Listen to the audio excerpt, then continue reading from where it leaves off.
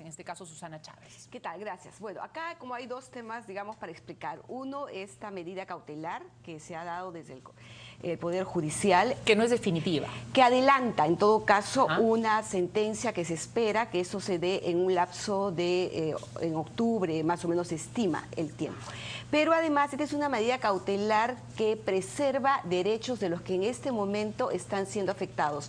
Y lo que dice el Poder Judicial es, no podemos someter a las mujeres a no tener este insumo valioso, especialmente para las víctimas de violación, a esperar la sentencia. Y que pueden haber mujeres afectadas en el tiempo que puede demorar finalmente la resolución final. Correcto. Eso creo que es el primer punto. Y el segundo punto, efectivamente, esta medida cautelar se basa en una serie de informaciones donde ya existe un absoluto consenso de que la anticoncepción oral de emergencia no interfiere ni sobre la ovulación, digamos, la fecundación, ni sobre la implantación. Y esos sendos estudios, tanto a nivel nacional, que se ha hecho desde el 2010 hasta la fecha, el último es que yo tengo acá en el 2016 de la Universidad Princeton, que también hace un análisis sobre el tema, nos da, digamos, genera esta posibilidad que se complete el tratamiento integral de las víctimas de violencia que en este momento estaba en falta.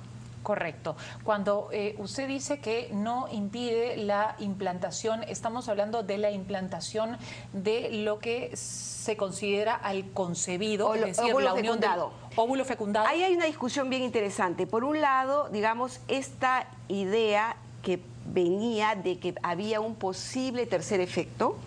Esto fue descrito en el 94 por la Organización Mundial de la Salud cuando desarrolló esta definición de anticoncepción oral de emergencia. Correcto. Pero los estudios posteriores dieron cuenta que la modificación mínima que podía causar en el endometrio no generaba esta función, y eso se sabía desde hace muchos años. Muy bien. Pero yo sí quiero aclarar algo.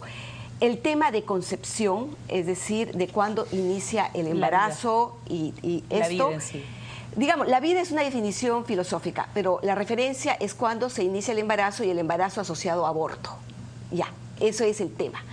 Es cuando se implanta el óvulo fecundado en el endometrio, y justamente a partir de allí comienza la definición, y eso ha sido ya dado por el caso Artavia Murillo, que nos permite delucidar este tema y dar un marco referencial para el país. De la Corte Interamericana de Derechos Humanos. Exactamente. Correcto. Muy bien. Vamos a conocer la otra posición del doctor José Luis Garrido Leca, Portugal, representante de la ONG Alas Sin Componenda. Bueno, antes que nada, muchas gracias por la invitación, porque por primera vez estamos nosotros acudiendo a refutar ese pensamiento único que a lo largo se ha venido implementando por los medios de comunicación respecto a este tema. Y vamos a aprovechar eso para desmentir algunas cosas que aquí la doctora acaba de señalar. En primer lugar, la OMS solamente es un ente que referencia, recomienda, pero no impone. Todo Estado tiene su soberanía de acuerdo a la Constitución y a su edificio jurídico establecido. Muy bien. Correcto. Durante 5 años se ha debatido este tema. Han participado 18 magistrados, 7 del Tribunal Constitucional. Ha intervenido la OMS, instituciones internacionales, ha intervenido PRONCES y otras instituciones también feministas, y han resultado que son las perdedoras de esto. ¿Por qué? Porque según la ciencia y según el ordenamiento jurídico, estas píldoras sí son abortivas. ¿Por qué? Ahora vamos a decir, hace referencia acá la doctora, lo voy a explicar para que entienda el público, claro, porque a veces... No muy técnico. Exacto, no muy técnico. Vamos a ver. Ya. Primero, la Constitución reconoce qué cosa es persona humana, cuál es su dignidad. Entonces, y se inicia desde el momento de la concepción. Ese es el edificio jurídico nuestro. El concebido, dice la Constitución. El concebido es una persona. Entonces hay que entenderlo. que estas pastillas no impide, o mejor dicho, no interrumpe el embarazo, interrumpe una vida humana que ya está reconocida desde la concepción. Pero, ahora, ¿qué entiende usted por concepción para entender su posición? Es decir, ya bien. la unión del óvulo con el espermatozoide, Claro, es decir, desde lo que ahí. conocemos como el huevo cigoto. A ver, dije no íbamos a ser muy técnicos, pero más o menos para entendernos. ya, bueno, toda la ciencia, especialmente a cualquier diccionario de embriología, usted encuentra esa definición que acaba de decir. Desde ahí se desarrolla la vida. Esta pastilla sí mantiene ese tercer efecto porque las posologías internacionales... ¿Cuál es el tercer efecto, si lo puede aclarar, por favor? ¿Cuál es ese tercer efecto? El que impide la implantación. En los primeros 7 días, es decir, el recorrido, en primer lugar, la vida se autoorganiza solo por el ADN, la información, es una codificación. Recorre hasta los 7 días para implantarse. Esta pastilla impide la implantación porque a la hora de ingresar en el útero existen las paredes embrionarias, exacto, que las adelgaza.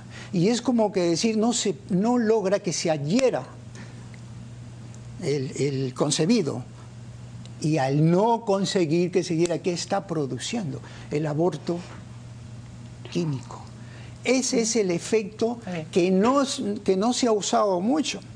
Correcto. Ahora, yo tengo el último informe científico porque en realidad... ¿De qué institución? Sí, le voy a decir, un estudio conducido por un grupo de científicos españoles guiados por el doctor Emilio Jesús Alegre del Rey, y publicado por el European Journal of Clinical Pharmacy, reitera el potencial efectivo abortivo del levonorgestrel, la píldora del día después. En ese efecto que le acabo de señalar. ¿De qué momento es? Recién, del año pasado. El año pasado. El año pasado. Entonces, ahí dice, no hay ninguna evidencia nueva que contradiga. Lo que hay son estudios no oficiales.